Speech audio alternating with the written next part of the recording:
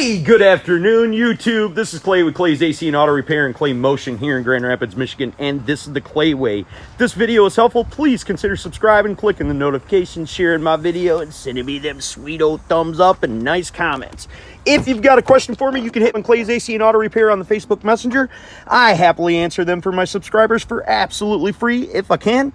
Today, we're going to show you something super sweet. Fix this shifter for $1.50. And you can buy a component for this shifter that's about $17 off the internet, but you can take this apart and have it fixed in minutes and be rolling the same day. So we're going to show you that. So what's going to be awesome about this video is on this Chrysler Pacifica, this information, at least for the shifter repair portion, is going to be the same on the 2005 to 2010 Chrysler 300 and 2007 to 2011 Chrysler Pacifica, to my understanding. I can't say for certain, but you need to watch this stuff because this is YouTube gold. Remember, if anyone else can do it, you can do it too. So I push on the brake, and down there I can hear the solenoid that actuates the release for my shifter. But when I go to pull it back, it won't do anything. Now, if you pull hard enough, you're obviously going to break the shifter. We don't want to do that. Now we can start disassembling the shifter assembly to try to figure out why it's defective. We'll turn this counterclockwise, which is a little LED light inside here. We'll pull up on that. So I went ahead and I plugged the unit back in, and I can hear it functioning properly. If I take my finger and I push in on the pink right here, I'm going to try to do it one-handed. I can then take my other hand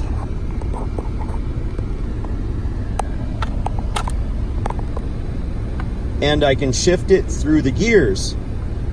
The pink thing stays back. So that tells me that that is what is holding me up and why I'm unable to shift it. Now I'm going to look inside it and see if there's something broken. If you can't remove the top cover of the shifter and push down on the pink lever, you're going to have the same broken component as I'm going to show you how to fix in this video. As we push down on our brake pedal, it allows the pink clip to slide over with this solenoid. With the blue bracket not in its place, it stops it from moving there, and then when we push that, we're able to move it all the way over and move the gate. The cable that attaches to the pink lever is for the key lock. So we can't disable this mechanism from working because then we won't be able to remove our key from the ignition. So we have to figure out a way to actually fix this. Without disassembling this, I can actually see what's wrong. There's supposed to be a spring here, and that spring would make this travel back, pushing over on my gate mechanism and allowing my gate mechanism to move over. But because the spring is not there and it's not pulling it back towards the gate, it's broken, and you can see how it's broken right there. Now I know what some of you might be thinking. Why don't I just take this pink part out of here and this blue part out of here, and then I don't need to replace this? I don't recommend that because then the vehicle can go into any gear at any time regardless of if the key is on or the key is off. Okay, pay particular attention to this black elbow right here. This pink elbow will go over the top of it, and that is what locks the transmission into place, and why even though we can push down on this to make our blue component move up and down like it's supposed to, it still won't release because this pink is slid over the top of the gate right there. Now I'm going to disassemble it. I'm going to use a flathead screwdriver to pull these tabs off to release the top of this.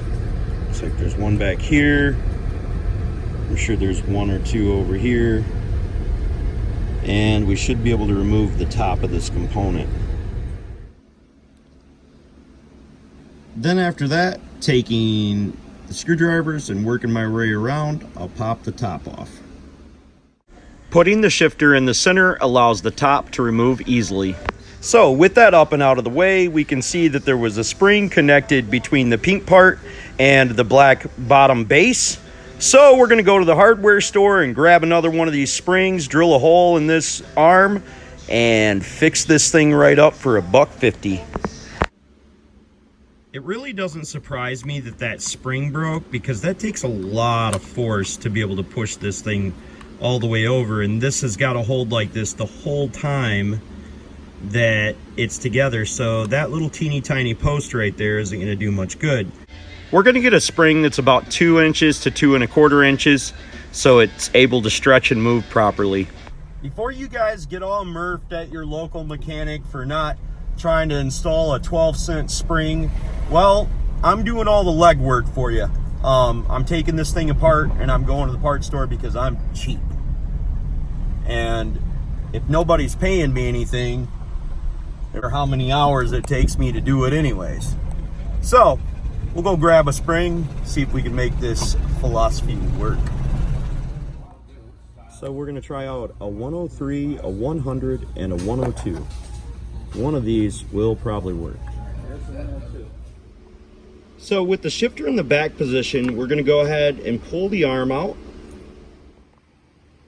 We're going to take a 1/16 drill bit and drill a hole in the corner of it.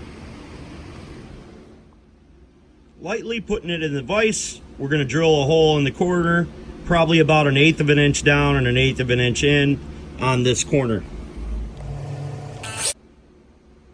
Now I didn't go all the way in and I didn't go all the way through, but now I've got a place to put my spring and we'll test it out.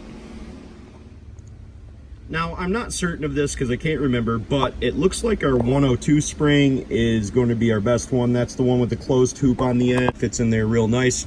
We're going to take a pair of needle nose pliers, and as we should, it should be tight, and we're going to hook that on the back of there. Obviously I can't hold the camera and do that at the same time. I'm starting to get really super stoked. This actually works really well. $1.50 versus $150, and that's for a used part that's gonna break just like this one. I'm so stoked.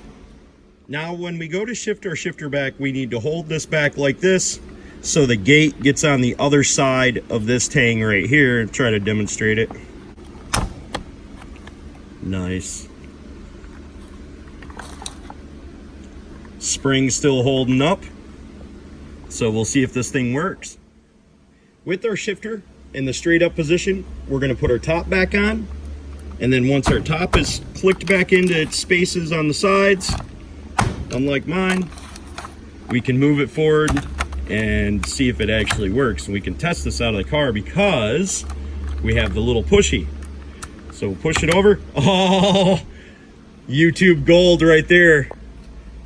Bam!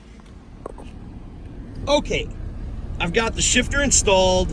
I've got all my linkage hooked back up, my little thingamabob right there.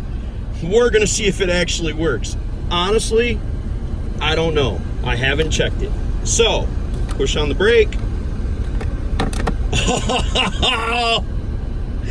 That is awesome. 150 bucks down to $1.50. Sweet! Now I need to point out that if it doesn't come back all the way, you need to make sure you push your gate like this. This releases your key. It will stay in the lock position and will not turn the key back, allowing you to not be able to remove the key unless this goes all the way back. So we always need to make sure that we push this back. It's not 100% foolproof, but it does work.